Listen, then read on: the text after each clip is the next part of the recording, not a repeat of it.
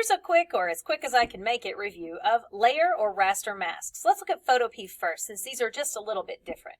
Let's say we have this selection here. Not too great, but you can already have a layer mask, and you can always edit layer masks. Recall that to edit a layer mask, you must use paintbrush. You use that brush with black or white. White to show, black to hide. So I would come over here, make my brush big enough, and start painting out the areas that I do not need in black. I was in white. And then we can go around the image, painting out any areas that do not belong. If you want to take a better look at the mask, recall that you can press the Alt key and click the mask. That allows you to actually see the mask in its entirety.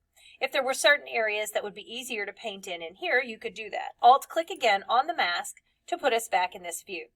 Also, if you'd like to have a better look at your subject as far as the part you cannot see, you can mess with the Properties panel. Pull the density of the mask back.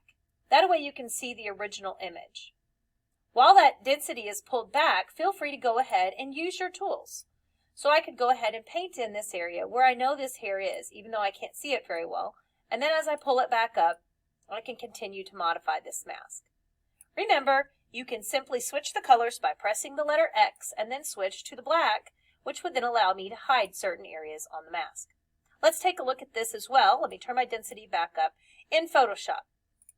In Photoshop, the Properties panel looks a little bit different, but we still have a density slider. So you can still use the density slider in order to make these changes. You can also still press Alt-click to look and Alt-click to remove.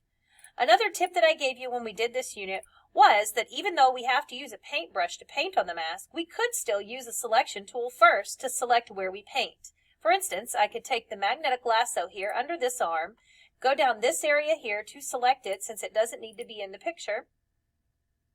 And then once I get that selected, take my black paintbrush and just paint it out on the mask. Remember, it will only paint where you have selected. And then press Ctrl D and you continue on editing as needed.